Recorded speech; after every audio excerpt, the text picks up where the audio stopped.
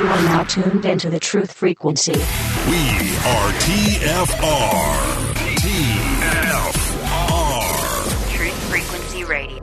We sit watching our TVs while some local newscaster tells us that today we had 15 homicides and 63 violent crimes, as if that's the way it's supposed to be. We know things are bad, worse than bad. They're crazy. It's like everything everywhere is going crazy, so we don't go out anymore. We sit in the house, and slowly the world we're living in is getting smaller, and all we say is, please, at least leave us alone in our living rooms. Let me have my toaster and my TV and my steel-belted radios, and I won't say anything. Just leave us alone. Well, I'm not going to leave you alone. In every revolution, there's one man with a vision. Captain Kirk, I shall consider it.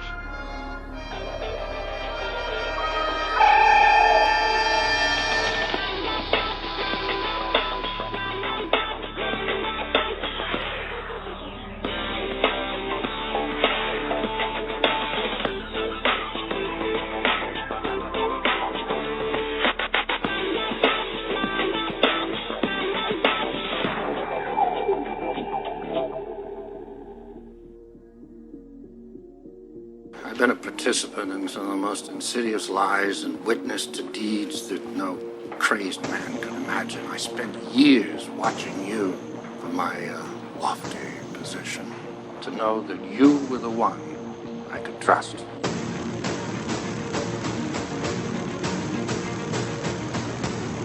And why did you lie to me?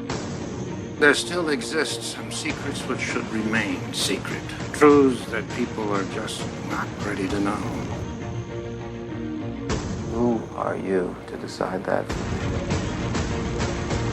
The world's reaction to such knowledge would be far too dangerous. Dangerous? You mean in the sense of outrage?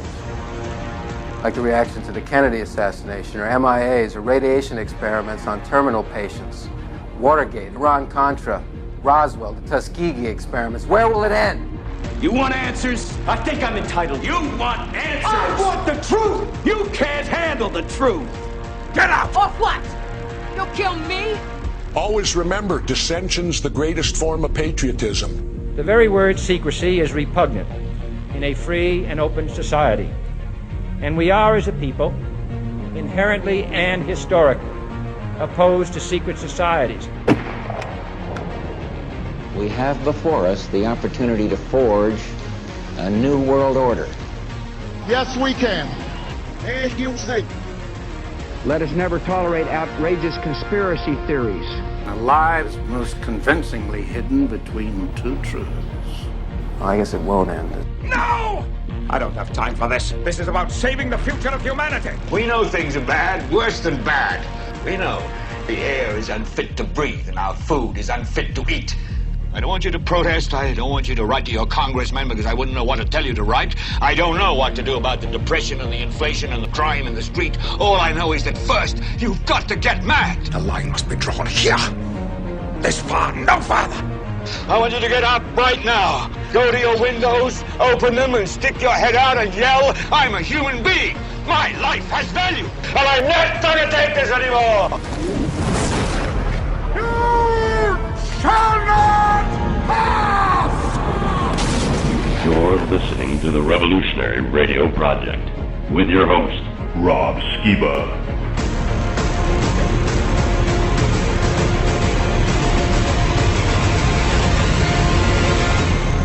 Hello and welcome to the Revolutionary Radio Project. I am your host, Rob Skiba. And just listening to that intro again, of course, you know, whenever I play that, we are going to be talking about conspiracies. But I just watched Star Trek First Contact again just the other day. The line must be drawn here, this far, no farther. Love that line. He was going all Captain Ahab there. Anyway, as I said in one of the previous episodes, I think it was the last one I did here, actually, I'm back in the saddle again. It was, boy, I'll tell you, it has been a very rough 3 months, especially the last month or so. But you know what? You guys out there, you guys are awesome. Again, I just can't thank you enough. You guys are so amazing, so wonderful. I thank you for your love, your prayers, your emails, your encouraging words of support. And, of course, those of you who contributed financially, you have no idea the blessing that you were to both my wife and I. And I was also able to do a surgery that I really needed. About those of you guys who've been following me for a while, you know that I was actually running down the stairs to see the new Star Trek movie when it came out 2 years ago. I think it was 2 years ago. And I ran down the stairs, missed the last one, broke my foot, snapped it in like 3 places, and had to get a plate and 8 screws put in. And 2 of those 8 screws were really giving me some problems, but I didn't have the money or the ability to do anything about it. And thanks to many of you who contributed, I was able to go out and last week get those removed. So although some of you may disagree, I'm a lot less screwed up now than I was before. So on the mend in that regard as well. And so hopefully we're on the upswing of everything. Like I said, it was really difficult few months, but I think we're on the backside of it now. So ready to continue back in the saddle again, and I have with me this evening Johnny Cirucci. He was on a few weeks ago. We were going over his book, Illuminati Unmasked, Everything You Need to Know About the New World Order and How We Will Beat It. And as we got into that show, we quickly realized, wow, this is going to be a multi-part show for sure. I mean, his book's over 800 pages long, so obviously there's a lot to talk about. So I'm excited to go ahead and get right into it. Johnny, are you there, sir? I'm here, Rob. I really love that intro. Oh, thanks, man. I enjoy it. Of course, all the movie clips and TV shows and stuff, those are all shows and movies that I enjoy. And like I said, I was just watching Star Trek again the other day, and it's interesting because if you've seen First Contact, the Borg are really doing a job on the Federation, and they're trying to really take over the Earth and everything. And Picard's had it. He's like, you know what? They take this much territory and we fall back. They take some more, we fall back. He's like, no more. I kind of feel like that's sort of what we're going to be talking about tonight, because I mean, these guys, the Illuminati and all of their various henchmen and organizations and whatnot, are constantly taking more and more away from us, aren't they? They own everything. These topics are so critical, and not to blow smoke, brother, but I applaud you for your courage in battening down and hitting these topics, from our cosmology to the stuff we're going to talk about tonight. It can get intimidating because the malignant forces that own and rule the world, brother, they got it all. They got it so sewn up that I honestly believe in these movies and TV shows, they taunt us and they actually beg us to find our spines and stand up and take a stand against them, because they have it so sewn up, because it's so easy to co-opt people as they start to get in. They get a little taste of success. They realize that if they toe the line, if they toe the machine line, they'll continue to get the interviews, they'll continue to get the advertising, and if they start to ask those troublesome questions, well, then things don't go as easy for them. And this, you know what, Rob, this is the only way. Only someone who loves the Lord Jesus Christ will have any reason whatsoever to do anything in the face of these daunting odds, because this system that is Mystery Babylon owns everything. All the intelligence agencies, all organized crime, all the major banks, all of the militaries, the higher ups, at least in the military, are all read in, and they must obey. All of the national level politicians, right on down to major city mayors, right on down to some local law enforcement. You see these shootings, and I'm sure we're all asking questions about these mass shootings again and again and again. And we had the one shooting there in South Carolina. I want to say, was it Walter Brown? And then there's a CNN news clip of the officer in the shooting giving a debrief, and there's a picture of the officer, and he's got his left pant leg rolled up in exactly the same way that you go through a Freemasonic initiation. Wow. Right there. I'll send you the clip later. It's right there on CNN. Officer debriefs after shooting, and there's a picture of him with his left pant leg rolled up. I mean, it's right in your face. Why, like, practically speaking, why would he have his, other than, to telegraph that? I mean, what other reason would somebody have? I mean, was there any context for why his pant leg was rolled up? No. No. None. There's no reason for it whatsoever other than to signal in the same way that deep down they rebel. They rebel. They know what they're doing is wrong. They know they're trapped, and they don't want to be trapped. They want people to rise up, reach out, show us what we are. We want to be reined in, but we have it all, and I can't help myself. I mean, do you think they're just bored? Like that they have no challenge? Brother, I'm telling you, I want to know, as I dig and dig and dig, how it is that the cat was let out of the bag about our cosmology. As I look at some of the people who were the first ones to start talking about so-called flat Earth, and they all have question marks around them. But the bottom line is the cat is out of the bag. So I actually created a meme of what is that kid that lost his life, committed suicide, that played Joker? Heath Ledger? Heath Ledger. I created a meme of Heath Ledger for my social networking, and it says something like, "I'm bored. Let's tell them how the Earth is really flat." And it's a picture of Heath Ledger playing the Joker. Because that's exactly it. It's almost like they have it so sewn up that they have to give us something. And honestly, that I think we all have this sense that they have to play by the rules, that despite their total and complete coverage, they have to allow the truth to come out at times, but they never do it in a clear fashion. They still mix it up with plenty of lies, so that only those who are in the know, or those who have, as Christ would say, eyes to see and ears to hear, can actually pick up on it. I was reading the Book of Enoch again, and when I had put together a volume called the Genesis and the Synchronized Biblically Endorsed Extra Biblical Text, and in that one volume, it had the Book of Genesis with the King James and the Septuagint side by side, like a parallel Bible, and then after that, you had the full book of First Enoch, Joshua, and Jubilees all in one volume for like a researcher's library type thing. And in the introduction of that book, when I was explaining the three books, Enoch, Joshua, and Jubilees, and their history and background and whatnot, I had made mention that I'm working on a single standalone version of the Book of Enoch with extensive footnotes and commentary. And I started working on it right after I did that book, and I got through to about chapter 71, I think. And I dog-eared the page, and everything was annotated up to that point.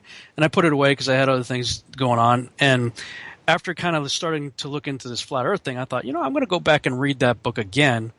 But this time I'm going to do so to see what it has to say about the flat Earth, because I wasn't on that page when I first did that. And when I opened the book up to where I dog-eared and left off, I believe it's chapter 72. That's when it gets into the cosmos and the sun and moon and how it works and everything.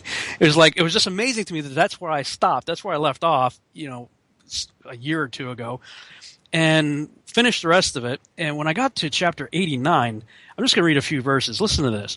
Chapter 89 is where Enoch is telling his son about a dream he had about the coming judgment of the flood. And everything's very allegorical, and humans are animals, the way he tells the story and everything, sort of like Animal Farm kind of thing. But this is how he describes the mechanism of the flood. Chapter 89, beginning in verse 2, he says, "And again I raised mine eyes toward heaven and saw a lofty roof." Okay, so right there you've got the dome, okay, with 7 water torrents thereon, and those torrents flowed in much water, with much water into an enclosure. And I saw again, and behold, fountains were opened on the surface of that great enclosure, and that water began to swell and rise upon the surface, and I saw that enclosure till all its surface was covered with water. And the water of the darkness and the mist increased upon it, and as I looked, I don't need to really keep going, but just for sake of time, several more places it talks about the water filling up the enclosure that has a roof over it. I mean, if that's not under the dome, I don't know what is. I mean, that's where I'm like, wow, Enoch is like a home run, slam dunk, field goal for the flat earthers. And as I continued to look through the Book of Enoch and became more and more convinced of that, somehow I stumbled on something called the Thunderbolts Project. Have you ever heard of that? I have not. There's a YouTube channel, Thunderbolts Project. You should check it out. And I've watched like 4 of their videos. Mind blown. Now, these guys are still coming at it from a globe perspective. However, they're explaining 2 big questions that I've had regarding the enclosure model, and that's the issue of comets and asteroids, meteors, and that sort of stuff. And they put forth the idea of the plasma electric universe and how all these things are just byproducts of various electrical interaction between the planets, which used to be a lot closer. And this one guy, forget his name now, goes through this whole long dissertation about how mythology came about as a result of people looking up and seeing the planets which were much, much closer to us in the ancient past. And mind blown. Now, again, they're coming at it from a globe perspective, but I'm looking at this information going, this is like game changer stuff in the scientific community, even though it's globe, that may very well easily slide over into understanding the enclosure. So it's like this torrent of information has all of a sudden been released. Now, is it your opinion that this has been leaked out systematically via the Illuminati, or do you think God's just pouring out His Spirit and there's an awakening taking place, or maybe both?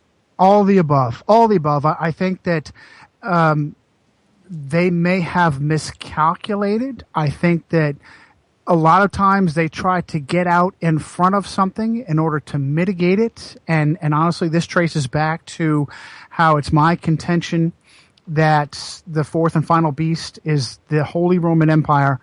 And hopefully we'll have enough time to get into some of the details as to how it is the Holy Roman Empire that is actually behind our globe Earth, heliocentric, Big Bang, Darwinian cosmic accident, matrix lie cosmology.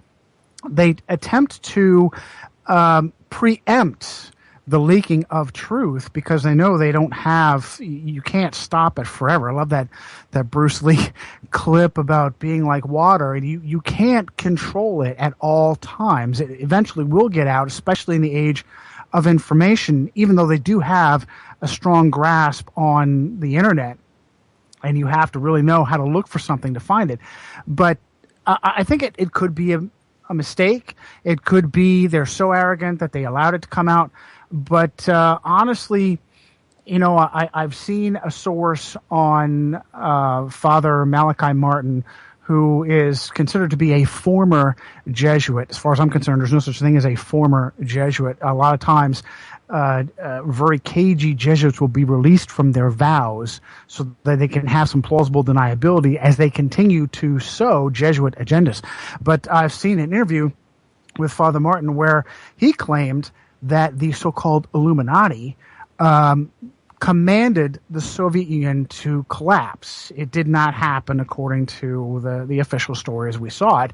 And what he means by the Illuminati is he means the church authorities, the Jesuit authorities, because as we talked about last time, Illuminati, of course, there's always this ancient Gnostic rite of the illumined ones, of those who have supposed salvation through secret knowledge, the Luciferians.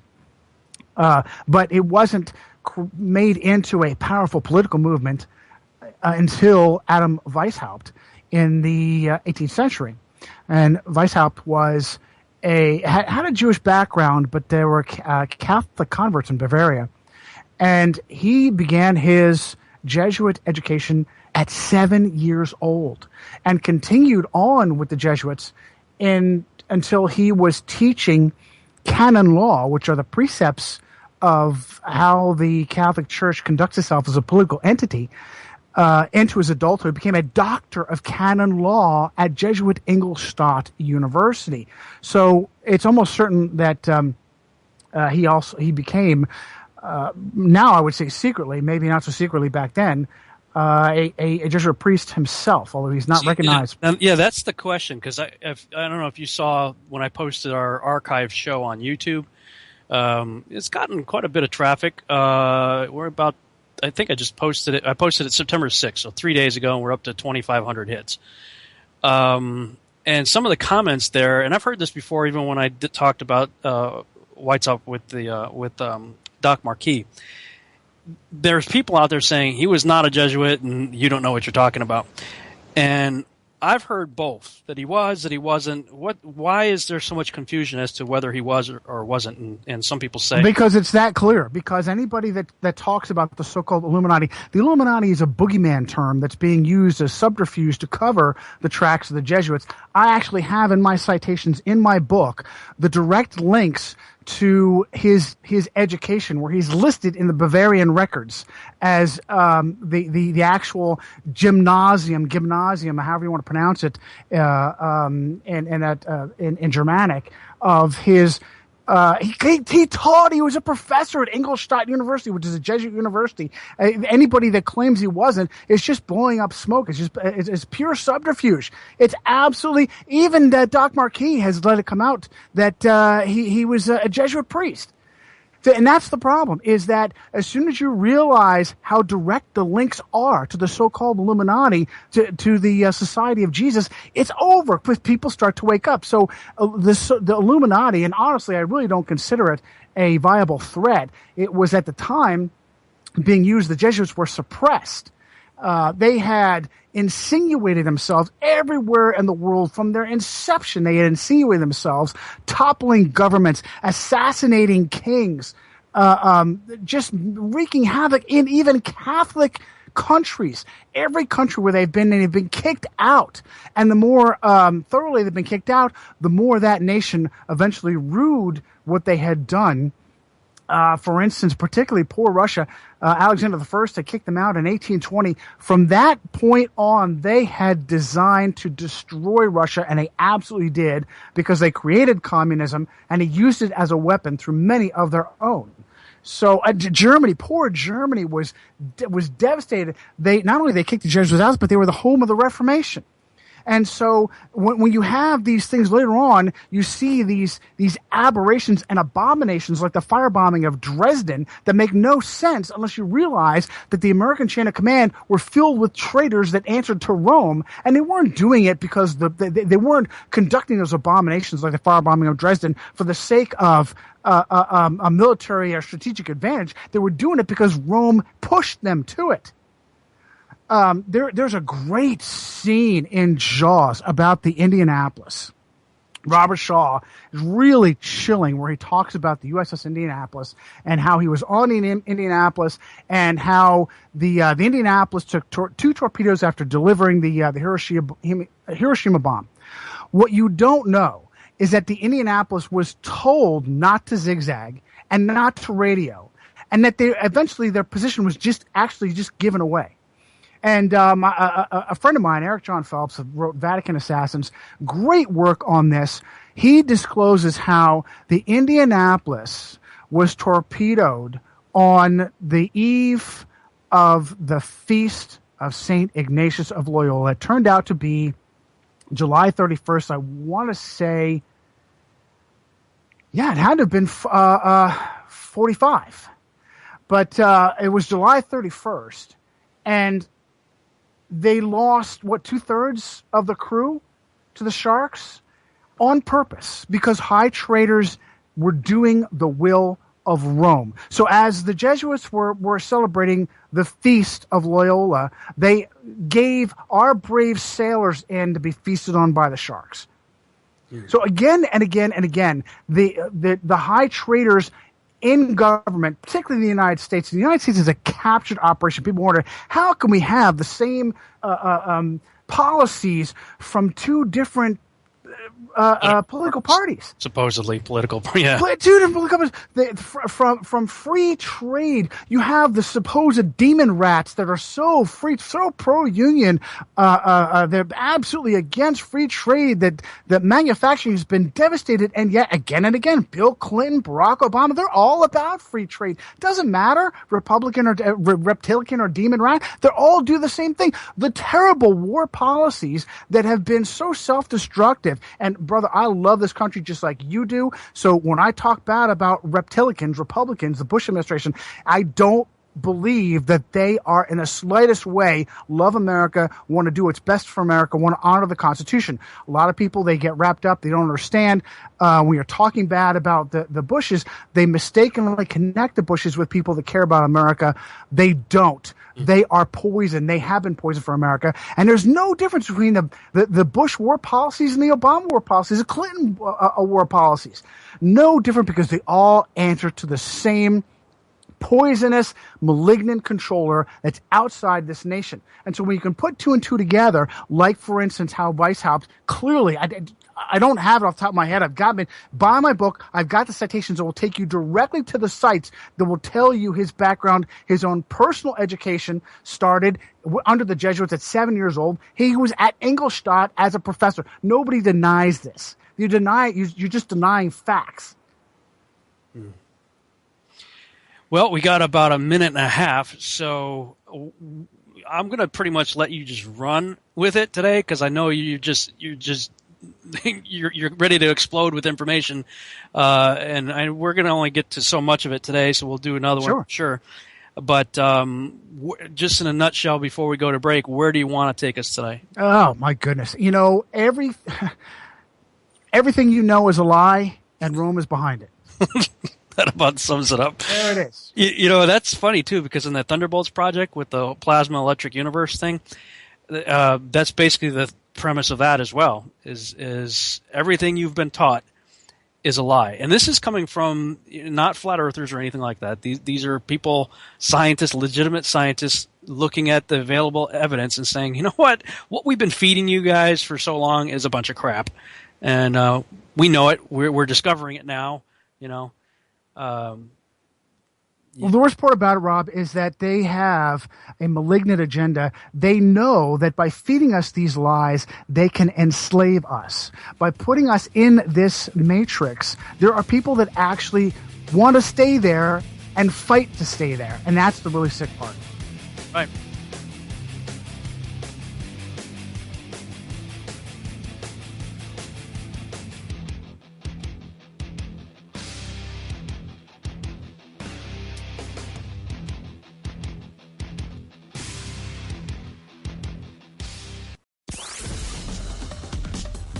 Chef Show, Thursdays on Truth Frequency Radio.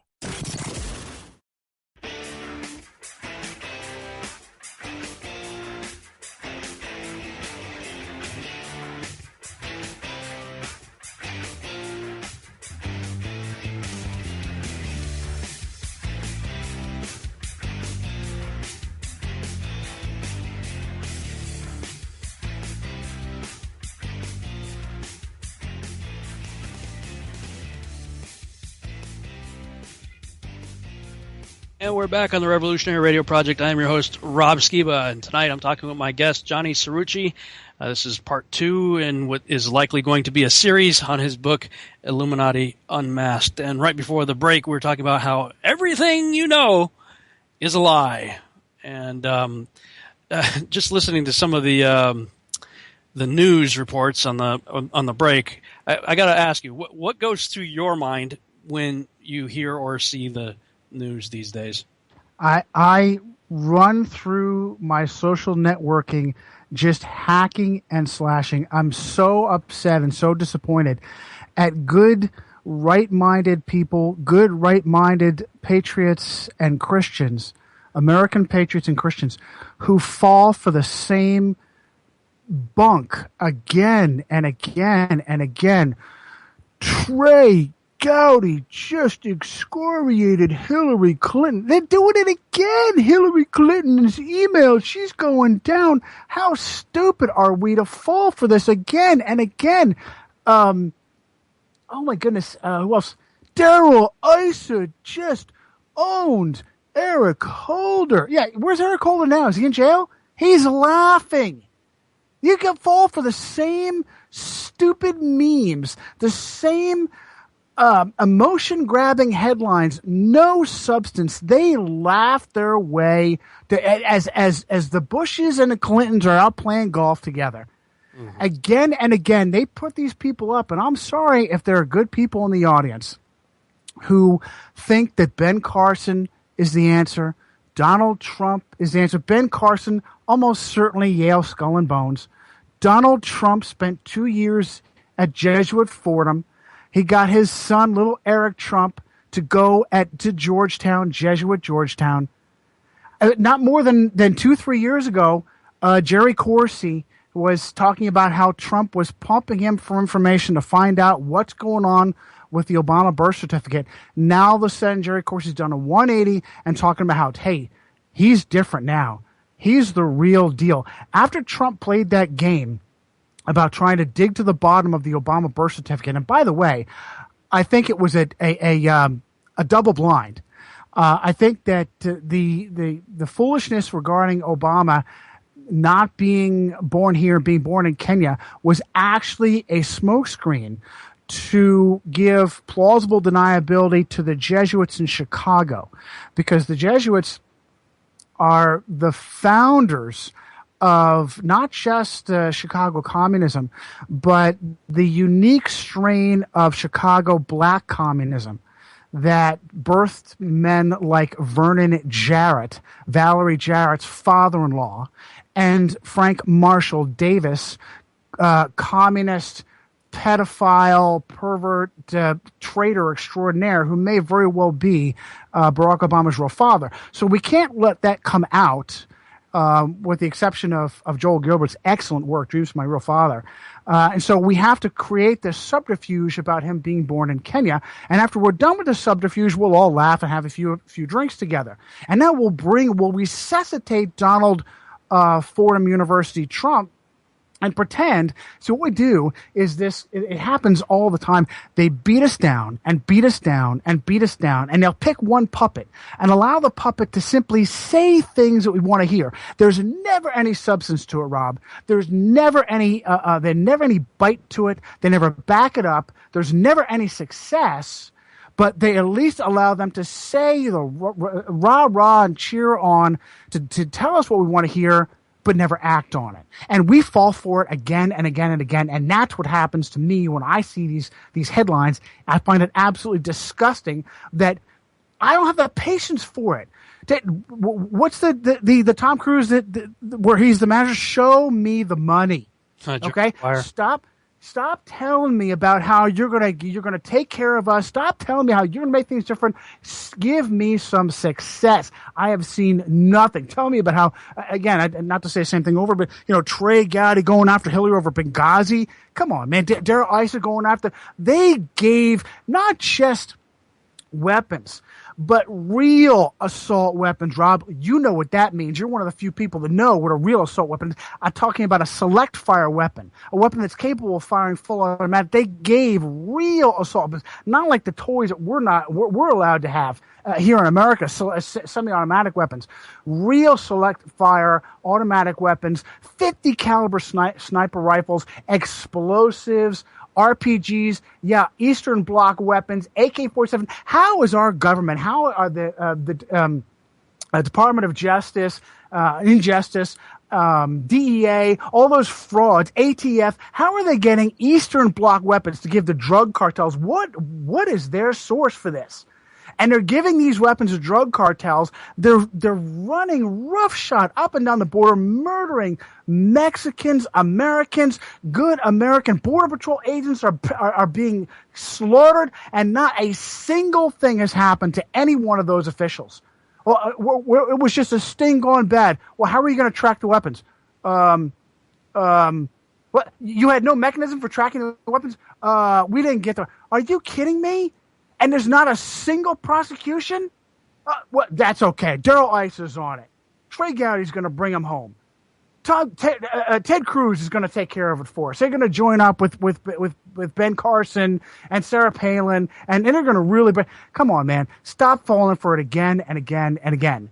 If it's in the spotlight, if they're in a national spotlight, they're controlled, they're co-opted. Wake up. And by the way, I looked up my citation. It's the Allgemeine Deutsche Biographie that contains the information to some 26,500 Bavarians of the 18th, 19th, and 20th centuries, to include the education of Adam Weishaupt. And there's all kinds of great citations to include that of Edith Starr Miller, the Lady Queenborough, really great insider source on this secret society stuff about how Weishaupt was actually teaching, not just going to Jesuit Ingolstadt, but actually teaching canon law. You have to be really steeped in really the Jesuit education to teach canon law at a Jesuit university. So he was almost certainly ordained a Jesuit priest. So anybody that says that, look, we're talking about the most powerful organization in the world. Just the rumors alone, the Triple Crown that the Pope wears alone could solve debts of whole nations. The rumors of the wealth that has been stolen by the Vatican that sits in the Vatican basement. Do you think that they could send a couple $100 to tens of thousands of trolls all over the world to have them jump on and give you and me a hard time and just gaslighting? Adam Weishaupt is a Jesuit priest. No, he's not. The sun looks to be the same size as the moon. No, it's not. Right? All you're doing is contradicting me. You're not even making a case. But if you put enough of those people out, it creates an emotional dissonance that unfortunately has traction, and so it happens again and again. Look, this is some of the stuff that came out in oh my goodness, the whistleblower, the NSA guy, Snowden. Snowden actually released through Greenwald, that reporter, actually released PowerPoints of how they do this, of how they sow disinformation and propaganda through trolls that they buy on the internet. So it's absolutely guaranteed to happen. I mean, we're talking about the most powerful forces in the world, but this goes really, really deep, and it's shocking to notice that this cosmology, this heliocentric globe Earth, this ludicrous. I'll tell you something else, brother. When you're talking about how the flat Earth just has so much. Listen, our scriptures as Christians come alive. We're looking at the Bible as we're growing up in the Matrix, thinking, "Oh, geez, that's embarrassing. I can't really push the Bible on people because it's not really science." And then the veil is lifted. The veil is lifted, and we look at the Bible in light of our real cosmology, and it is pinpoint scientific accurate. And any so-called Christian preacher, pastor, teacher that refuses because of his own cognitive dissonance, his own inability to try new ideas because he's just too afraid to, refuse to even examine these points that we're making, you will answer to Christ for it. Because you shut your eyes and close your ears to the truth that actually makes your preaching more powerful. It takes away, they've mocked us for years. Oh, Tower of Babel built to the sky. Built to the sky. Hey, guess what? The sky is a dome, is unfolded like a scroll again and again, unfolded like a scroll. There was a technology the ancient peoples were trying to tap into to reach other realms. And now that you see this, that we're living in basically a geostatic, a giant terrarium. A terrarium, exactly, yes. Created by an intelligent designer. And then you hear of the first rebellion, Luciferian rebellion, that was building some kind of ziggurat to break through and causing the Lord himself to say, whoa, okay, we need to break these people up or else they're going to succeed. Now it starts to make chilling scientific, empirical sense. Well, I got to tell you, one of the things that caught my attention early on with regard to this, okay, yes, I know that the scriptures use language that definitely describes the earth as stationary, not moving, set on pillars under a dome. And I could look at that and try to rationalize it away like I did before. Before really looking into this stuff, I used to teach that there was a canopy of ice around the earth, totally ignoring the fact that Genesis 1 says that the sun, moon, and stars were placed in the dome on day 4, not outside or around it, but that's another issue. what really got me is as I started to look at it from a biblical point of view, and I have built my entire ministry saying that I can take the Bible literally and it is my source for truth. And I posted something on my Facebook page the other day. I said, you want to see a freak show? Next time you hear a pastor, evangelist, or a biblical quote-unquote scholar ever say the phrase, I take the Bible literally, ask them, oh, really? Do you believe we're in a still, flat, enclosed world under a dome within which sun, moon, and stars are placed on day 4? Get some popcorn because you're about to see a really interesting tap dance because they won't go there. But what really got me is 4 people. Isaiah, Jesus himself, Peter, and John. 4 people.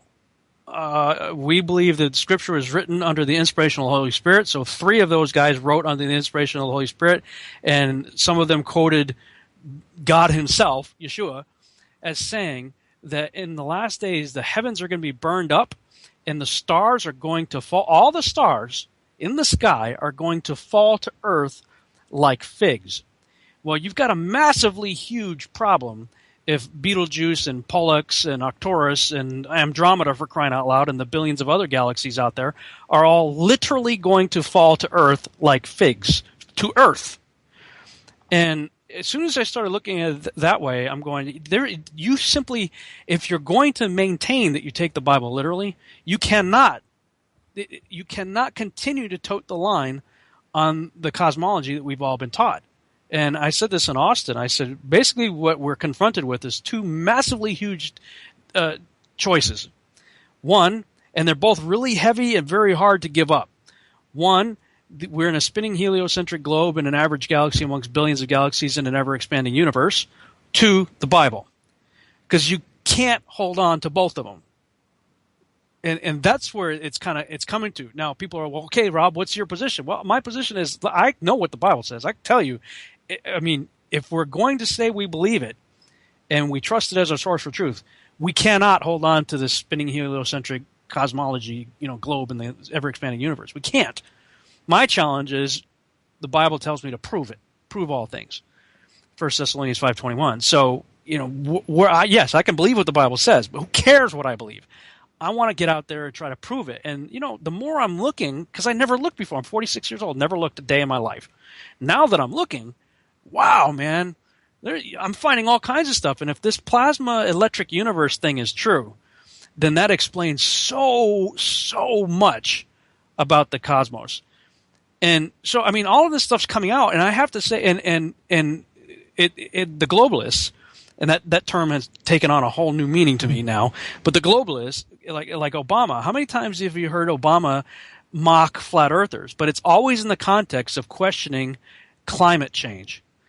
So there's something obviously coming at this month, the 500 days to climate chaos, whatever. I mean, this guy, French foreign minister, standing there with John Kerry, and John Kerry's shaking his head. Yep, and he makes this outrageous statement almost 500 days ago, that in 500 days from the time he said it, we're going to be in climate chaos. And oh, by the way, if you ignore that, or if you don't believe that, you must be a flat earther. So what is your take on all of that? What do you think's headed our way? What's the grand deception? What's the Vatican up to? Any ideas?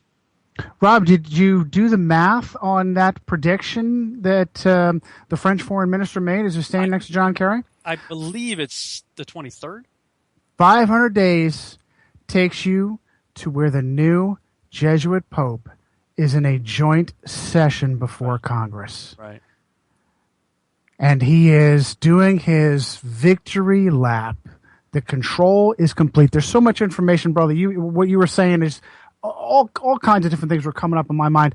Look, first and foremost, the law of the watchman on the wall, Ezekiel 33, applies to every single Christian pastor, preacher, leader, expositor in hearing of this program, in hearing of you on a regular basis.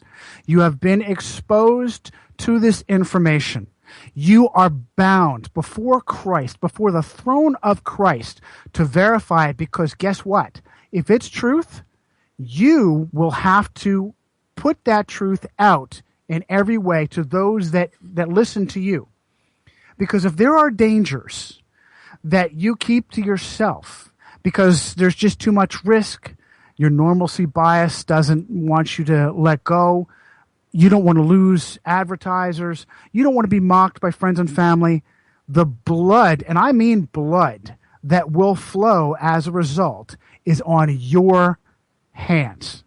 So you have to apply the law of the watchman on the wall in Ezekiel 33, that this information really does radically alter your worldview in every way, shape, or form. And it's the Luciferians, it is unfortunately the Holy Roman Empire that has been behind it the entire time. They have ruled America. America is completely a captured operation starting from the very beginning. Now, there has been a fight, a courageous fight for the soul of America. And honestly, within my circles of whatever you want to call them, anti-papists, reformers, there's a question of whether or not America was founded to be a weapon of mass destruction for the Jesuits and for the papacy, or has there been a fight going on? I fall into the camp that says they've been here all along, we've been fighting them all along, and there's nothing that makes a better case for this than the Bill of Rights. Because prior to the Bill of Rights, no founding document, with the exception of possibly the Magna Carta, but the Magna Carta was written for the aristocracy, it was not written for the common people. No founding document ever helped to create a middle class, to break the back of feudalism. Prior to this, feudalism, the caste system, was enslavement for all of humanity. At the bottom, you had the peons and the campesinos, the poor farmers, the poor peasants that fed the aristocracy, that provided the foods that were stolen from and bled, so that the aristocracy could live nice like fat cats. They were protected by the Praetorian class, the knighthood. And above the aristocracy was a small handful of truly Luciferian elite that controlled it all. And this country, the great experiment, the Bill of Rights, the idea that a common man could own property and defend it with a weapon was unheard of. Unheard of. They gnashed their teeth at us for that. Now, they've been here ever since. The Carroll family was planted here by the Holy Roman Empire from the very beginning.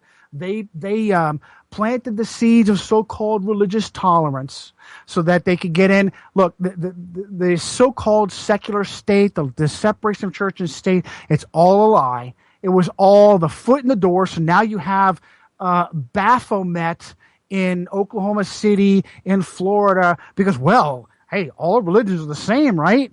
No. This country was built on Jesus Christ. This country was built on the Protestant Christian Bible. The Protestant work ethic made us the greatest nation in the world, and it was stolen. We allowed it to happen. The Carroll family got their foot in the door from the very beginning, right up next to George Washington. I think it was Daniel Carroll that was one of the few men to sign 5 different founding documents. And then shortly after that, they rolled right in. The Surratt family, who slaughtered Abraham Lincoln? Oh, it was John Wilkes Booth. Did you ever hear of the Surratt family? No. Surratt. Mary Surratt owned the home where the plot was hatched. John Surratt was studying to be a Catholic priest, was the mastermind behind it.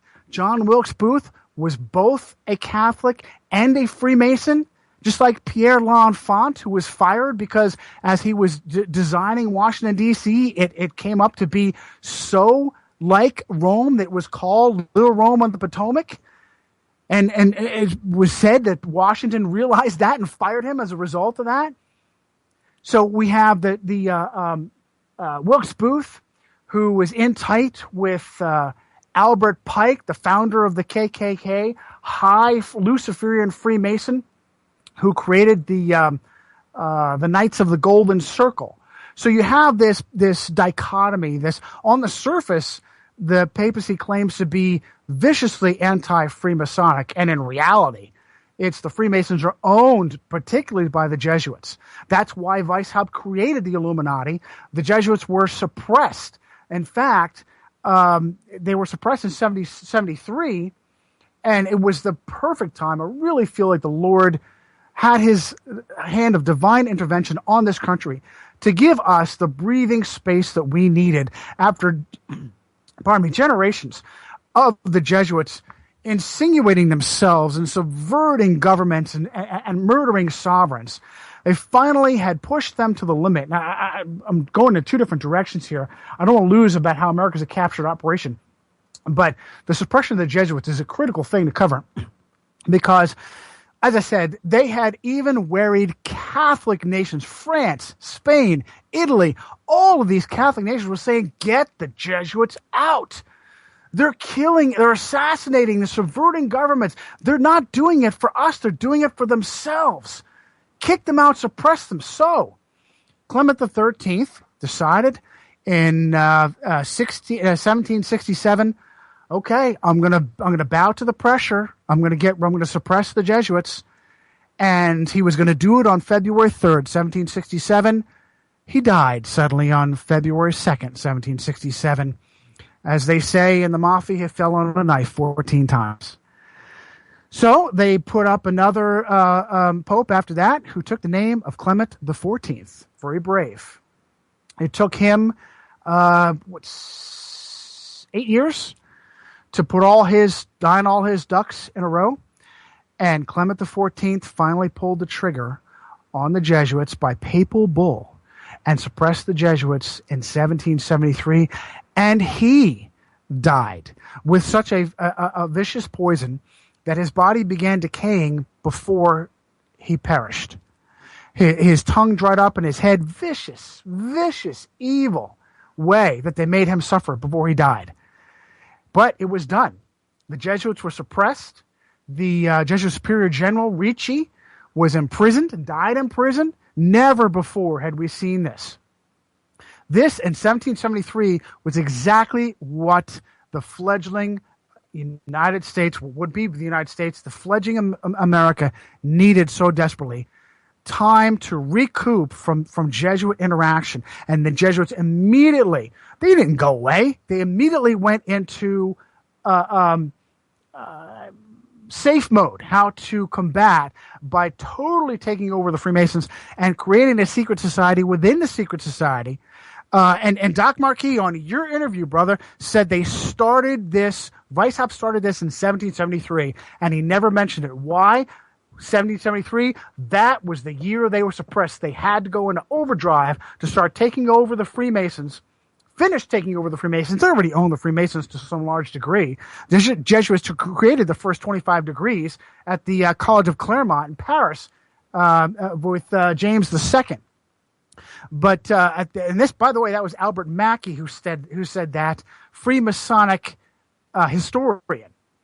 And so they needed to go in and create the Illuminati at the time as a secret society within the secret society to still conduct their business.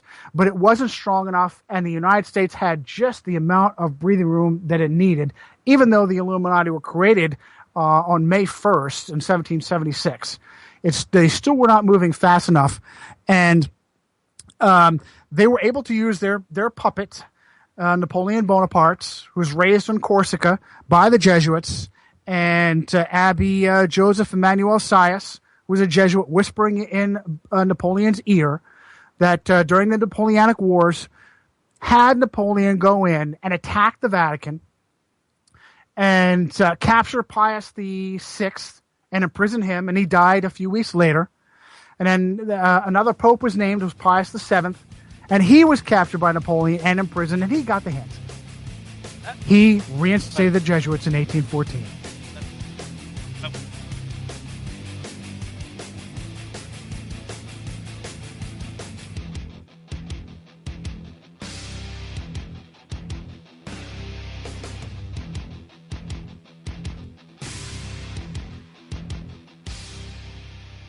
You are now tuned into the truth frequency. We are TFR. TFR. Truth Frequency Radio.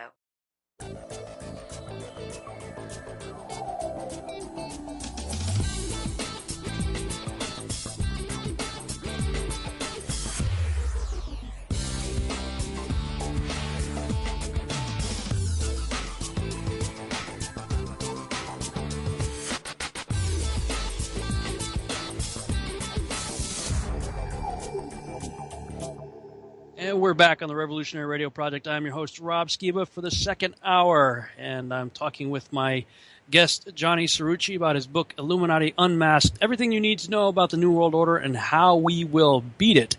Right before the break, you were talking about how, at least to some degree, Napoleon was beating it. Why don't you continue with that? Well, Napoleon was being used, unfortunately, by the papacy to do its will and to help to reinstate the Jesuit order. It had one of its own, Abbé Manuel Joseph Sias, who was whispering in Napoleon's ear and guiding him, and had imprisoned Pius VI under condition to reinstate the Jesuits, and he didn't get the point. And 2 weeks later, he was dead in jail. Pius VII was elected and captured. He did get the point and reinstated the Jesuits in 1814. And unfortunately, Napoleon had a powerful army that was too powerful, filled with French patriots, German patriots, and they were ordered to basically fall on their sword. And Wellington was giving them an easy victory over this brilliant tactician, because it was the design of the papacy. But in relation to how we will win, this is how we're winning right now. This information has really not been allowed to hit the surface. And by the grace of the Lord Jesus Christ, people like you who have the courage, who have the love of Christ to speak up, are allowing this information to get out. And that, more than anything else, the reason why they need secret societies is because they fear us, Rob. They know that they will never have enough MRAPs, enough guns, enough militarized police, enough traitors. And here's what's worse. They know that as this information gets out, people on the inside who are tired of serving Lucifer, who are tired of serving their master, will start to change and turn. I mentioned this in my book. I love The Magnificent Seven as a teaching tool. Great movie. And towards the end of the movie, there are cowards inside the village, the Mexican village, that have betrayed their somewhat mercenary protectors, and they had to turn in their guns and leave. And the mercenary protectors decide to go against all the odds, come back to the town just for the sake of the town, because it was the right thing to do. And so as they're now, they don't have the numbers anymore. They're against the odds. As you know, in the military, you always need a 3-to-1 advantage when you're attacking a well-placed defender. And they had just the opposite. They were undergunned. So they started to fall. And it was as they were falling that the very people in the village that had betrayed them in the first place saw that there were good people rising up, and they themselves also rose up and attacked the oppressors. And that's going to happen as the information gets out, as people start to resist. There will be defections from the very inside, and that's what scares these Luciferians the most. They live in a house of cards, and this is the beginning. And all it requires is that you love Christ more than you fear them, and that's exactly what the Lord Jesus Christ told you to do. He said, don't fear the one that can kill the body. Fear the one that can kill the body and throw the soul into fiery hell. There's only one being in the universe that has the authority to do that. That's Christ Jesus, King of Kings. Fear and love him more than you fear this massive dragon, and you will be successful. You won't glide through life. He'll allow you to get your nose bloody now and again. He'll allow you to feel some challenge, some trial. That's part of maturation. But he'll be there every step of the way. He will never allow you to suffer through something you can't handle. But he will always be there. And in the end, you stay true to him and maintain a hold on your personal walk. Christ said, if you want to follow me, you must die to yourself, pick up your cross, discipline yourself. So that means personal sin, self-examination. Look yourself in the mirror. Listen, brother, I have never examined myself more thoroughly than I have now as I'm getting into these topics, because this is crazy. If I give them an inch, there's a great movie.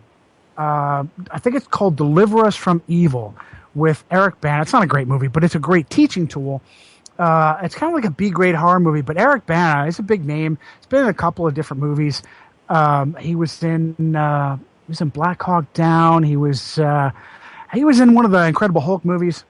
But he plays a backslidden Catholic cop, and he's facing, you'd love this storyline, he's facing this interdimensional evil. So 3 Marines are in a subterranean cave in Iraq, and this evil overtakes one of the Marines and possesses him. And later on, it shows up, I'm pretty sure it actually shows up in Chicago, surprise, surprise, Chicago, and goes on a killing spree, and it's this possessed Marine. And so it's this backslidden cop. He's a Catholic, and he's backslidden, and he needs help. And so who does he reach out to? He reaches out to a super cool Jesuit priest, grizzled beard, smokes, drinks, just really hip guy. And the Jesuit priests are going to do battle with this demon-possessed ex-Marine. And so he tells the backslidden cop, listen, you need to give me your confession. And the cop's like, no, I don't. We're going to confess to you now. And the Jesuit priest says, because he can look into you, find your sins, and exploit them. And that is that they know. If anybody knows how this stuff works, it's the Jesuits. You know who's the worst enemy? You know who killed John F. Kennedy? Yes, it was the Dulleses. Yes, it was the CIA. Yes, it was the Jesuits. But John F. Kennedy killed John F. Kennedy. John F. Kennedy, despite all the great things that he was doing, threatening the Federal Reserve, threatening to break the CIA in 1,000 pieces and scatter it to the 4 winds, threatening to win against communism, threatening to win in Vietnam or pull out completely, threatened to truly take over this idea that Kennedy didn't want to boot communism from Cuba. It was actually a CIA lie, propaganda. Kennedy was a big threat to the communists in Cuba that were right on our doorstep. Despite all those wonderful things that he was working on to do, he was a moral reprobate. He once gave out the line to some girl he was sparking that, hey, if I don't have sex every day, I get headaches. Come on, man, really? He was his own worst enemy. And if you want to fight this battle, and then you don't have control over your own flesh, you're done. You're done. So I have never more than now in my life constantly examined. We're never going to be perfect, but I have really ratcheted down any possibility of, giving the enemy enough rope to hang me with. Because when you're fighting these battles, you're in the trenches. You're your own worst enemy. And as long as you stay true to Christ and you stay disciplined, examine yourself in the mirror, you will succeed. But not to go off on that, I did want to cover The Matrix because this is so important, and your audience loves this flat earth stuff, and I do too, because it's the truth, brother. It's the truth. And as a result, it's important to me to disclose who's behind it all. So you go back in time, and you see that one of the first people to espouse this globe, earth, heliocentric lie was Pythagoras, who's considered to be really one of the first Freemasons. Well, his foolishness didn't really take off until the writings of Nicholas Copernicus, Vatican mathematician Nicholas Copernicus. And from there, they started to really feed it in. But you see, the Vatican couldn't come right out and change our cosmology. They needed help. They wanted to put on the right face. And in the same way that the Templars came up with modern banking and usury, the Vatican officials, the great dragon, had to pretend to do the will of the people because, as I said, they fear us. And so they continued to prosecute bankers and businessmen that practice usury, but behind the scenes they were actually conducting usury, conducting modern banking. That's what the Templars did, invented modern banking. And so that eventually they were forced to suppress the Templars, and they just went underground and came up with it, unfortunately using a good Jewish people as patsies for their machinations. So they had to do the same thing with changing our cosmology, and that's exactly what they did by taking supposed Catholic heroes like Galileo Galilei and beating them up because, well, they were on the side of science, but we were going to persecute them because we're backwards, but hey, we're being true to our backwards, non-scientific, flat earth cosmology. When in reality, they were just reshaping how we see things, and what's really creepy is that this is right around the time of the creation of the Jesuits. Ignatius Loyola came up with the idea in 1534 in Paris, And he was a Templar as well. He was brought up. Now, the Templars were suppressed in 1307, but the tradition of the Templars continued on in several monastic orders in Catholic Spain, and that's what he grew up in. And so, as a result, he had the same martial training from the Templars, and in 6 years, he was in Rome. From Paris to Rome, he was being given a papal bull to create, a papal bull to create his order. And he actually called his order the Knights of the Virgin Mary because it was based on the cult of Isis and Semiramis. And that was just too clear. That was too blatant. They had to rename it to the Society of Jesus to give it some cover, which is what they did. However, the Virgin Mary, who is not Miriam, the mother of God, she is actually the pagan deity known as Isis or Semiramis, is still the patron saint of the Company of Loyola. And by the way, it's not a coincidence that the Company of Loyola shares a euphemistic name, the company, with the CIA. They own the same.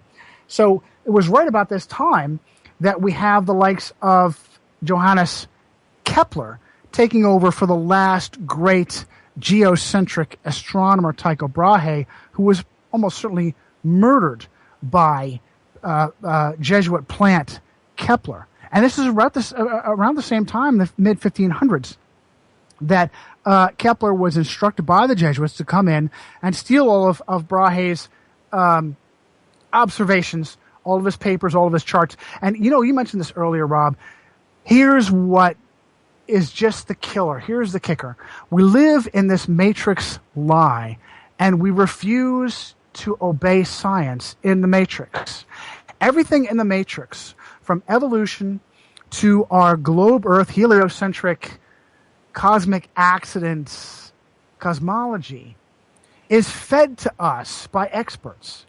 When we conduct empirical science, when we use the scientific method, when we make observations, come up with a hypothesis, we isolate the variables, we attempt to repeat our observations in experiments, and they prove or disprove our hypothesis.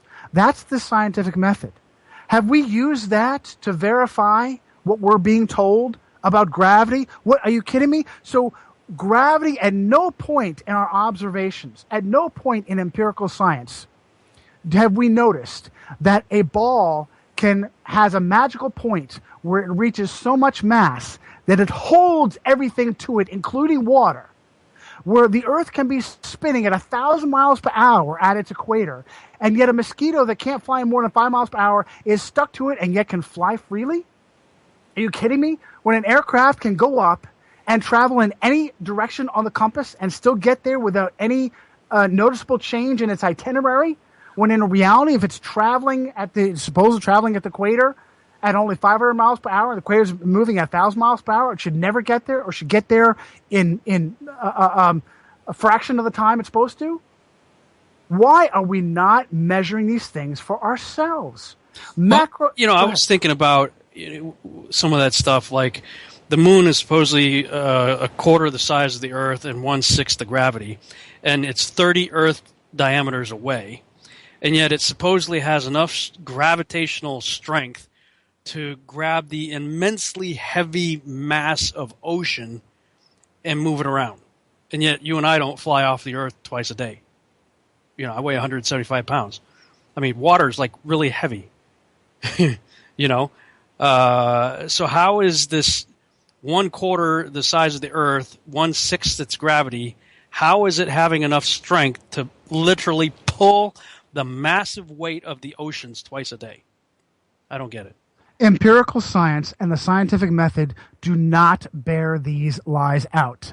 Not our heliocentric globe Earth, not evolution. The so-called curvature of the Earth, you should be seeing a drop of 8 inches every mile squared. Okay? So that's not 16 inches in 2 miles. It's 64 inches. So in 10 miles, you're talking about almost a 67-foot drop. In 100 miles, you're talking about a 6,700-foot drop. Now, you go out across water. Water seeks its own level. And if you have water, for instance, the Samuel Rowbotham and his fantastic experiment, his canal experiment across that 6 mile strait of the canal, where he measured no perceptible curvature Earth. I just listed this on Facebook the other day. Suez Canal, up to 100 miles. No visible drop. Certainly not, of course, 100 miles, 6,700 mile drop.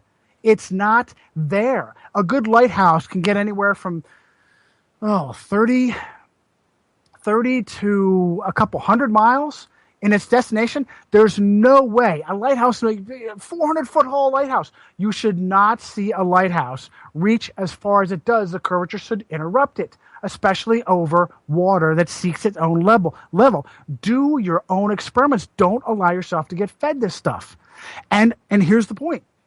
Rome has been behind this from Copernicus and Kepler all the way through to the Big Bang, and a Jesuit by the name of Georges Lemaitre. Georges Lemaitre, the author of the Big Bang, the brilliance that said first there was nothing and then it exploded. You need a Jesuit to come up with that. He stepped up because that was what they needed for this lie of cosmology. And there is a sickening picture of Georges Lemaitre. And by the way, if you want to look this up, and this is why I have 2,000 citations in my book, do this for yourself. Look it up for yourself. Georges, Georges, Lemaitre, Lemaitre, and I. You got to put that little weird roof thing that the French put on their eyes. Georges Lemaitre, Belgian cosmologist, Catholic priest, Jesuit. There's a picture of Georges Lemaitre standing next to another papal puppet, Albert Einstein. Now, I don't know how much to get into how they have used the poor Jews. Now, really, I'll just cover it real quickly. It had to do with the Templars. When the Templars were suppressed, Philip the Fourth of France took advantage of the fact that there were some really crazy things leaking out about the Templars, that they had amassed great wealth because of the Crusades, and that they were true Luciferians, that they were conducting satanic black magic, extreme sexual perversion, and had of course created banking, which was unheard of at the time. So usury. So as the saying goes, they were persecuted and prosecuted for usury, sorcery, and sodomy. And so Philip IV of France got the ear of Clement V, and I love the name Clement because it was Clement V, Clement XIV. One suppressed the Templars, the other suppressed the Jesuits. To suppress the Templars on Unlucky Friday. Nobody knows what Unlucky Black Friday comes from. It comes from the suppression of the Templars, Friday the 13th, October 1307. And it was this suppression that taught the dragon, taught the Luciferians never, ever again to put their own names and faces. Because I'll tell you, de Molay, the leader of the Templars, many Templars were caught unaware, were captured and tortured for information and executed. They learned their lesson well. Never again would they put their own names and faces on their machinations, particularly on banking. And so from that time on, they needed patsies, and they picked the Jews. And so again and again and again, brother, I know you've seen this. People come up out of nowhere, and many of them are paid trolls, losing their minds over the Jews and the so-called Zionists. Oh, it's the Zionists. I have even seen stupidity, just like we're seeing, said earlier, Weishaupt was never. Weishaupt was not. He was actually a Jew. Well, you know what? The Jesuits knew what they were doing. Weishaupt came from a Jewish background, clearly converted Catholics. I've even seen stupidity about how Ignatius Loyola is a, quote, crypto Jew. You must be a crypto idiot then to actually believe that. Smoke and subterfuge. And again, and really it's sick how they have this, they feed this Nazi-like hatred of Jews just because they're Jews. And yes, you can have people that collect, and Jews will look out for each other, but how can you possibly slander an entire people and say they're all evil? And yet that's essentially what they do as a subterfuge, as a smokescreen. They come up again and again. And that's exactly what they did but particularly with Albert Einstein. So you have this ridiculous story of our cosmology, of this spinning motion. So we have, okay, the Earth is spinning, and at the equator, it's spinning at 1,000 miles per hour. Ludicrous. And then past the equator, the Earth is spinning in the solar system at 67,000 miles per hour in orbit around the sun.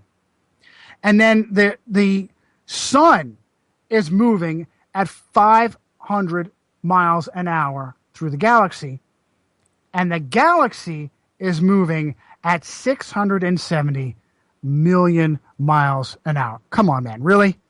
Really? You've got all this ludicrous motion, and yet there's no parallax in the stars. The North Star is exactly where it is, day after day, week after week, month after month. The stars are completely predictable. Again and again, there's no parallax. How is that possible when you have all this crazy motion?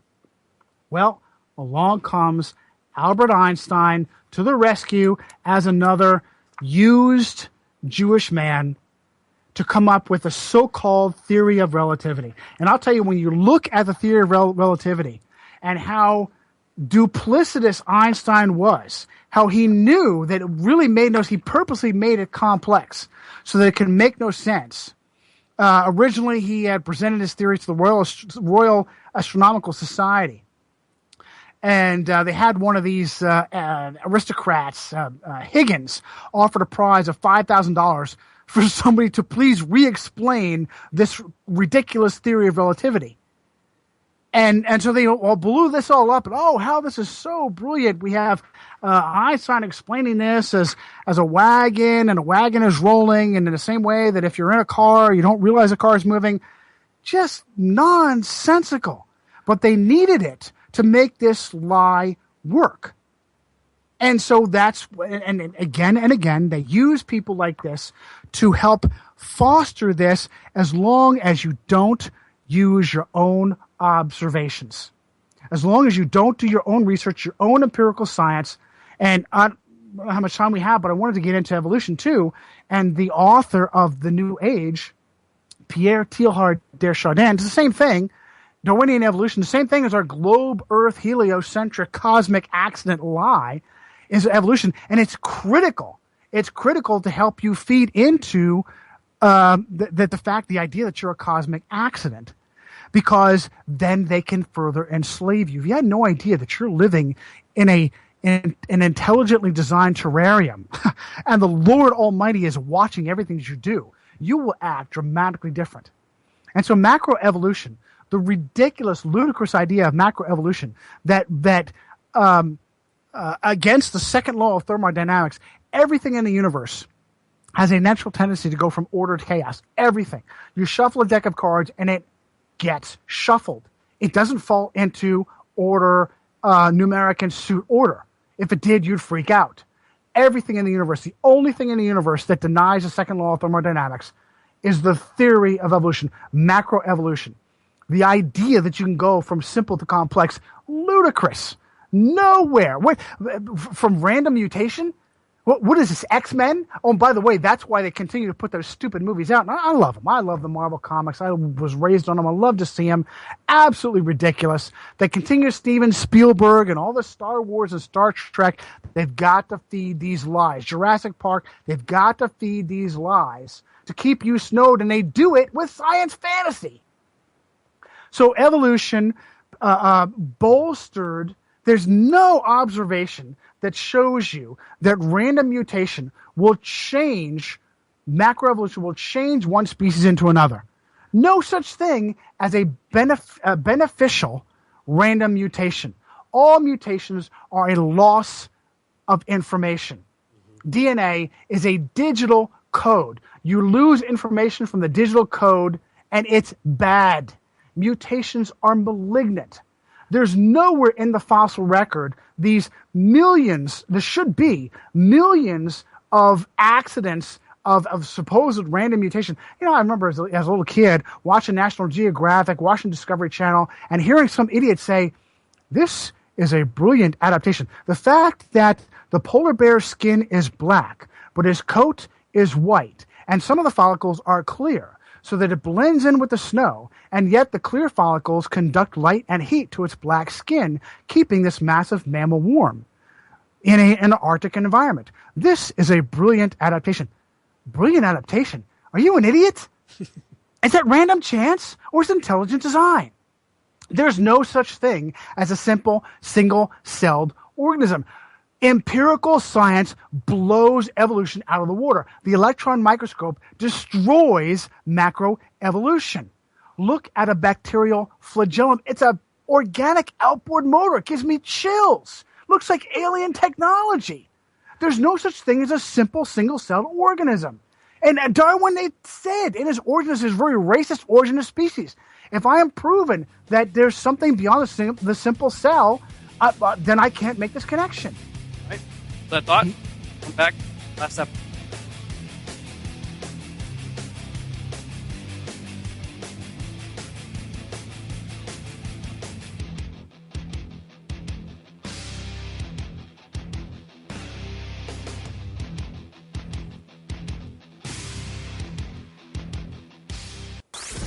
Phoenix Rising Radio with Phoenix, Monday through Thursday on Truth Frequency Radio.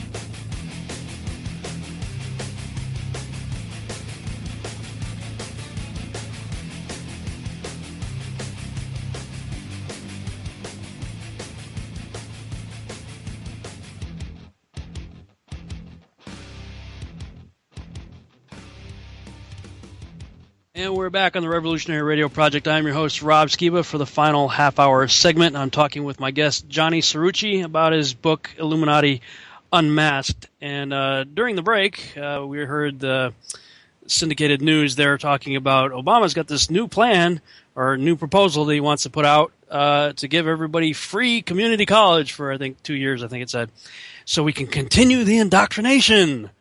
That's what it sounds like to me. What do you think? Brother, every time I hear him, I just, I don't know what's more upsetting. The fact that free community college, it's an idea as time has come. It's an idea that is good. It's an idea that we should, dude, you are nothing more than a human teleprompter. And that's what people need to understand, that if he didn't have his teleprompter, he wouldn't know what to do. And that's because he is 100% controlled. These Luciferian scum, let me tell you, brother, any politician who has signed, what are we at, 18, 19 trillion dollars of debt, any politician, I will say right now, who has ever signed yes to a budget in the past 50 years is a traitor. I will tell you right now, you are guaranteeing the fiscal collapse of this country. You are a traitor. And this guy has come up with more ideas how to spend money. Where are the Reptilicans? Where is the Reptilican Party? And as far as slowing this down, they're right in lockstep. They pass the budget again and again and again. You're all high traitors, guaranteeing the fiscal collapse of this country. You got another idea. You know, his... who is it that is controlling him? And I mentioned this earlier, that he was raised in the Catholic communist, black communist haven of Chicago. Did you know that his tutor to teach him how to be a community organizer was a Jesuit? Yeah, a guy by the name of Greg Galuzzo. Gallu, I think it's one or two Z's.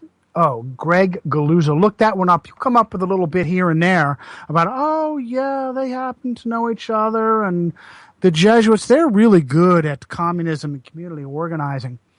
Also turns out that when you see that Barack Obama can't even go in front of a 6th grade classroom, where was this, Virginia? It was like Camp Hill, Virginia, something like that in Virginia. A 6th grade classroom with teleprompters.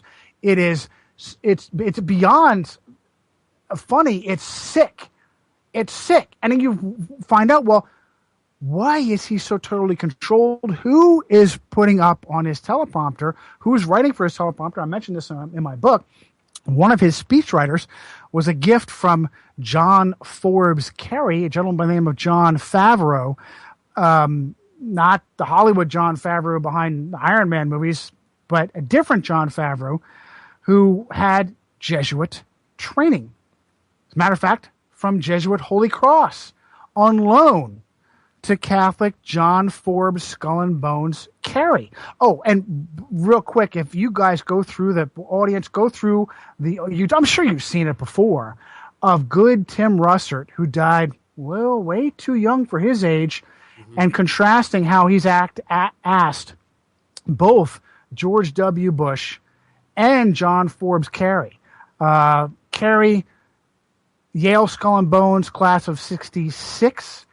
George W. Bush, Yale Skull and Bones, class of 68. Oh, and by the way, Yale Skull and Bones, part of their initiation, you kiss the slipper toe of the Pope. You desecrate the bones of the Madame de Pompadour because she helped convince Louis XV to exile the Jesuits.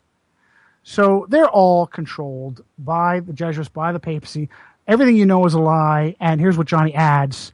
Rome is behind it. So poor Tim Russert, a great video on asking either one of them about their involvement. 2004. Here's your choices. And poor SRN News. It's like I was just looking at Facebook, listening to SRN News.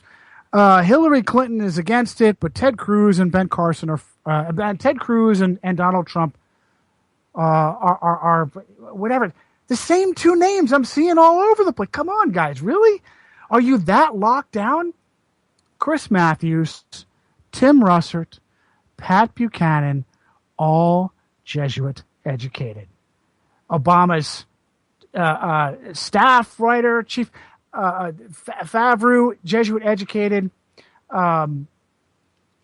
Matthews was educated at Holy Cross, was a insider for Tip O'Neill, also Jesuit educated. Back when Jesuit run Boston College. The number of high Catholic officials, devout Catholics, or those who were Jesuit educated in Obama's administration, shocking. Absolutely shocking. Go back to the turning over the House. I think we mentioned this last time real quick. Nancy Pelosi in 2010, hardcore leftist, rabid, pro-homosexual, pro-abortion, anti-American. Where did she get her values from? She got them from Stephen J. Privet, president of San Francisco University Society of Jesus. She turned over the gavel in 2010 with a nice big wet kiss to John Boehner, back and forth. Actually, Boehner gave her a big kiss. John Boehner, Jesuit educated, Xavier University. She put in the first Catholic priest, Daniel P. Coughlin, as house chaplain. First time ever, and with good reason that was the first time ever, because the nation and the political structure had avoided connection to the sovereign city-state that is the Vatican, just like London, just like Washington, D.C., sovereign city-state. We severed diplomatic relations after we realized that the Surratts were agents of the papacy and had murdered a sitting president. John Surratt escaped, disguised as a Catholic priest, went to Rome, was found in Egypt, extradited, and never prosecuted. Oh, and by the way, John Wilkes Booth was reputed to have been met after his supposed execution by Albert Pike. I have the sources in my book. Never really died. So Daniel P. Coughlin, first Catholic priest, house chaplain. Oh, John Boehner, he put in the first Jesuit house chaplain, Patrick J. Conroy. We are completely controlled. You want to know why we never get anywhere? It's because Rome is behind it. The new Secretary of Defense, Ashton Carter, it was replacing, who was replacing? Hagel, right? Chuck Hagel, Episcopalian Chuck Hagel, right? Episcopalian Chuck Hagel went to St. John's, Oxford, the Counter-Reformation College. Hagel replaced Leon Panetta. Nobody from the Clinton administration, Clinton's chief of staff, All of a sudden, Panetta is resurrected, a Clinton retread, to become the Secretary of Defense and the director of the CIA. Are you kidding me? Who is this guy?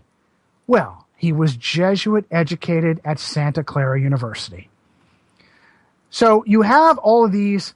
Bill Clinton himself. Bill Clinton. Everybody knows and talks about Carol Quigley, Tragedy to Hope. Carol Quigley lets the cat out of the bag about the New World Order and how everything is controlled. The two parties are really one party. Bankers control everything. Carol Quigley. Where did Bill Clinton read and learn from Carol Quigley?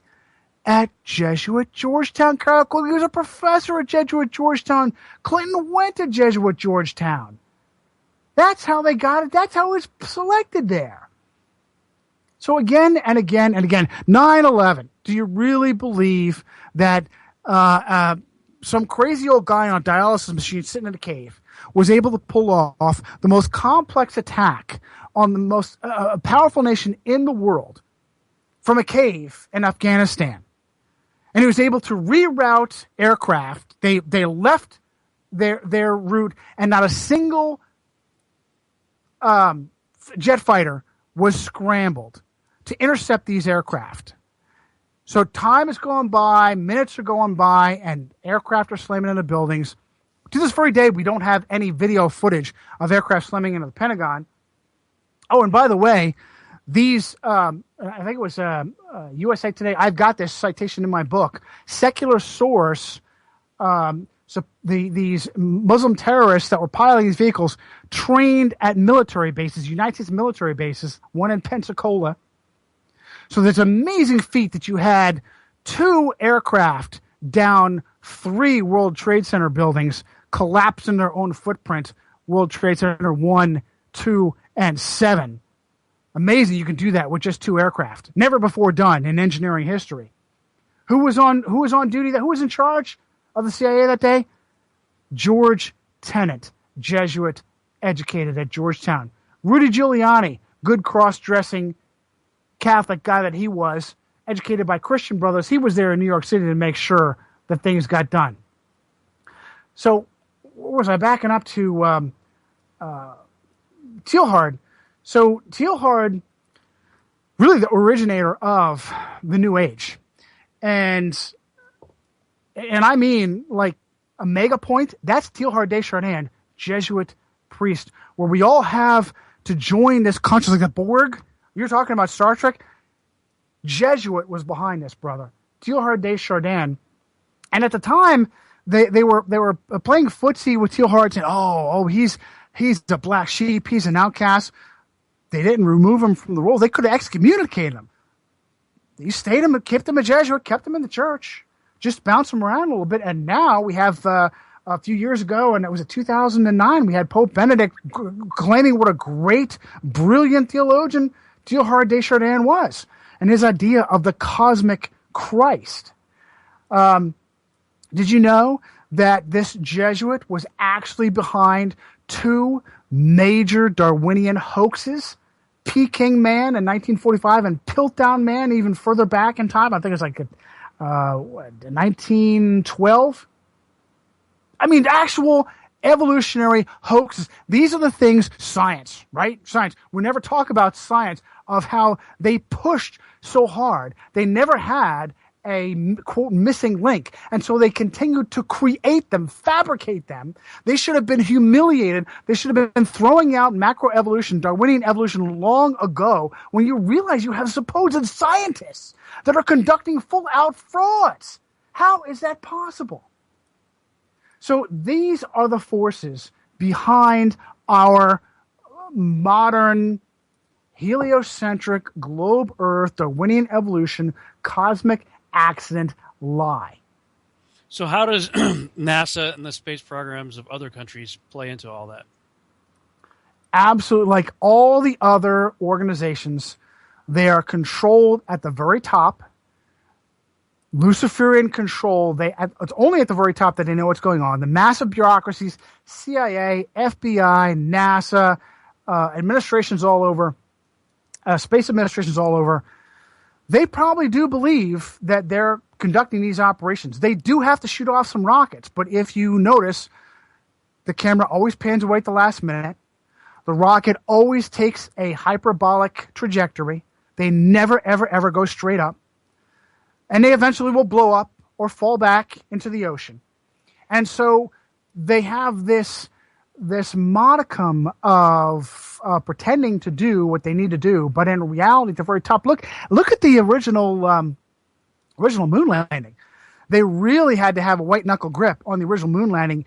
Every single one of them, the astronauts were high Freemasons, and even the high Freemasons were breaking ranks. Poor Gus Grissom tried to get the word out, hung a lemon on his moon lander, and a short time after that was burned alive. That's what happens when even you as an insider try to break ranks. High Freemasons, when you try to conduct a psyop and say, wait a minute, I'm having some second thoughts. I'm having some twinge of conscience here. Oh, we'll take care of you, pal. Burned alive. To this day, his family still is convinced that he was murdered, and I'm absolutely sure that he was. So you have a structure that probably believes it, but at the very top, they have all the money they need. They have all the technology they need. I was recently watching one breakdown. There's several different ways that they can conduct these propaganda films of the International Space Station, and they really don't even need the supposed astronauts to be in on it. They can keep them fused. Who knows if they have an anti-gravity facility? Look, we're talking as far back as turn of the century, Nikola Tesla, and these guys, the FBI, Federal Bureau of Terror Instigation, created, like every other security agency, by papists, Charles Bonaparte, distant relative of Napoleon Bonaparte, dedicated Catholic. Every time there's something going on, every time there's a major crime, the FBI comes in to cover it up. From TW-800 to Waco to Oklahoma City. So you have these, Nikola Tesla, the FBI runs in, grabs his papers, grabs his technology. These Luciferians have amazing advances. I guarantee you they have technology that will make your head spin. They almost certainly, it's not a leap to think of them having a massive demonstrator to negate what we think is gravity and to subject even unknowing astronaut actors and actresses in this field. It's not a leap to there's some great examples of what could be green screen, as well as their anti-gravity aircraft trainer that I'm sure they've used for some of these films, and also some suspension wires. There's a couple of good examples of supposed astronauts in wires and suspension and holding themselves in their midsection, lifting their legs up because they can't really act for too long. But really, it's not a far leap to think that they have massive bureaucracies that really have no idea what's going on. But all you have to do is do the research and understand, but there's no such thing as any satellite whatsoever. Observe it for yourself. People say, oh, you kidding me? I see it going by. What kind of detail are you watching? You're watching a celestial body move quickly across the sky. Are you able to examine it and show that it is clearly a man-made satellite? No. Make your own observations. You all have to be empirical scientists. Use the scientific method. Don't accept what you are being fed. And that goes for these astronauts on the inside too. Don't just accept what you're being fed. I heard, I have to confirm this, I think my wife was just telling me about it earlier today. She was watching Jeranism. He's a YouTube user who's been doing a lot of stuff on the flat Earth. Apparently, he's got a lead or something on an astronaut that is wanting to come out and expose whatever. I don't know. I'll have to look into it a little bit more, but it's interesting. You know, Jeranism is great. I watch his stuff. A great YouTube site. Yeah, he's done some really good stuff. I don't know if he ever did the 13-mile test yet. I know he did the 4-mile test, which was really interesting. The laser test across the lake or ocean or whatever it was he was doing. Did you see that? You know what? I saw him go through his dry runs. is having miscommunications with his wife and setting up lasers and trying to make sure that it hit the right destination and use the right materials to hit the right destination. So I only saw the missed dry runs. But look, the mere fact that they were having near misses across distances of 4 miles clearly shows there's no discernible curvature. And this brings us to the ultimate. When you're getting into a lot of different sources of flat Earth material, you have to try and weed through who is sowing disinformation and who is actually helping the cause. And more often than not, you have a very muddied gray mix. And that's why I mention on my own show, Resistance Rising on Blog Talk Radio, I usually play this clip from the Chronicles of Riddick. You remember Riddick? He goes to the Russian prison planet, and he's got his mercenaries there, and his mercenaries you got these Russian prison guards, and the guy that runs the Russian prison planet says, hey, Anatoly's nose says, this guy Riddick is bad news. So I use that clip again. You got to have Anatoly's nose. As the Lord Jesus Christ said, a tree is known by its fruit. And the way to judge a source of information is just that. Is it doing harm or good? Is it doing some harm but mostly good? Is it doing some good but mostly harm? And honestly, you can't be on top of every single source of information. And I'll tell you something else. These sources of information will also waver. These guys are not walking in lockstep. They're not being given explicit directions on their radio every night about what to say and not to say. They're walking in fear themselves. So some are starting off in truth, and then they waver, or they get afraid, and then they start sowing lies because they're afraid, and then they come back to the truth. The only way to be sure is to judge a tree by its fruit and to verify it yourself. So you've got people, and I'll tell you, I was a big fan of Eric Dubé until he started coming out with this Jewish hatred stuff. He actually put out a video on his channel defending Hitler, the poor misunderstood guy. I'm like, are you kidding me? What is wrong with you? His book, Flat Earth Conspiracy, is fantastic. Loved it, cover to cover. Now, he never mentions the Jesuits anywhere in the book, but he's tracking them. He mentions Jesuits every once in a while on the radio show, and then he comes out and says it's the Jews. So you got to weed through. A tree is known by its fruit. And sometimes you have to pick through and say, wait a minute, I can verify that. That makes sense. I like that. I'm going to run with that. What, are you kidding me? That doesn't make any sense. Got to keep your head. This is the same thing as your own. Don't just sit in a pew on Sunday.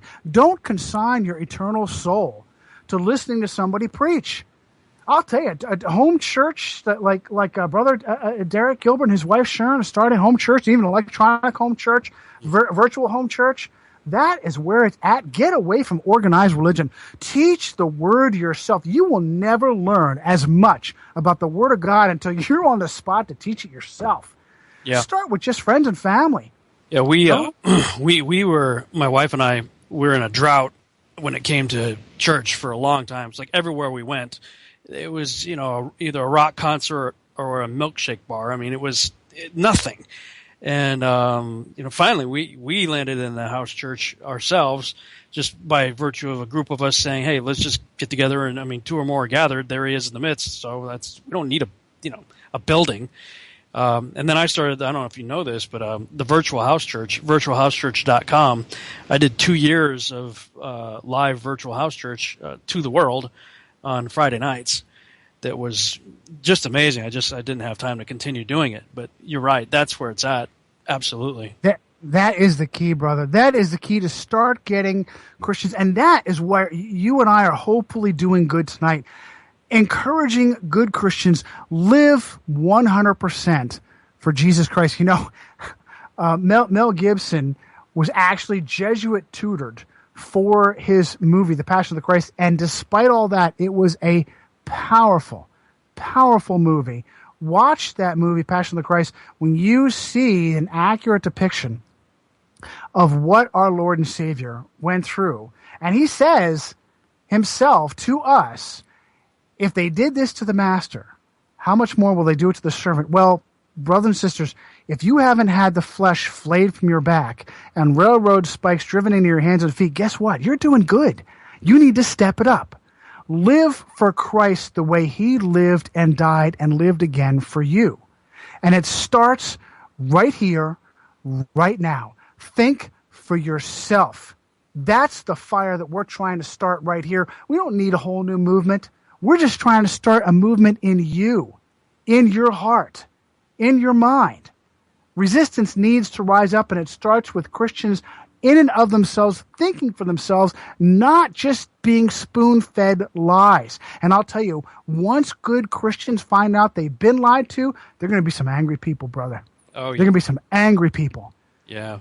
Well, we got about 2.5 minutes left. How do you want to wrap up this segment? What do you want to leave with? That's just right there, right here. You gave the key, the home church movement, people thinking for themselves, acting for themselves, that worried about the pre-tribulation rapture. Don't worry about the rapture. Don't worry about the tribulation. The Lord Jesus Christ, you hold on to him, and he will bring you through anything. You want to prep a little bit? Okay, prep a little bit. To get into firearms a little bit, that's fine. Don't have to, but it's good. You're a good steward. Make sure that you protect and defend everything you love. It is given to you as a steward. Your family, your location, you love your country, then step up. You love being a Christian, step up. Now is the time. I'll tell you real quick, brother. The legend of Nimrod. Nimrod was executed for apostasy by Shem, the good son of Noah, who was the progenitor of the Hebrew people. Caught and executed for apostasy. They say that this was done on the 17th of Tammuz. The 17th of Tammuz. You know what the 17th of Tammuz fell on in 2015? The 4th of July, brother. You can look that up for ourselves. Go online, 17th of Tammuz, 4th of July, 2015. This is our year. We never heard of flat earth before this year. This is the year the Lord is raising up Gideon's army. Get up. Resistance is rising. Think for yourself. Do for yourself. This is what the malignant power structure fears. They fear good Christian men of sincere heart. They have everything, and they live in terror and fear. That's why they use secret societies. They fear you. The simplest person on the street who loves Jesus Christ, may or may not carry a firearm, may or may not be a prepper, they fear you. Simple, good people. Time to rise up. Start with just spreading information. Living for Christ 100%, full bore. And guess what? He will provide you information. He will provide you opportunities to do more, strike more, and put fear into the hearts of the Luciferians. All right. That's a good note to end on. Resistance is not futile. Thank you guys so much for listening to the Revolutionary Radio Project. We'll see you back next week at 11 p.m. Central Standard Time. Thank you, Johnny. Thank you guys for listening. Good night, everybody.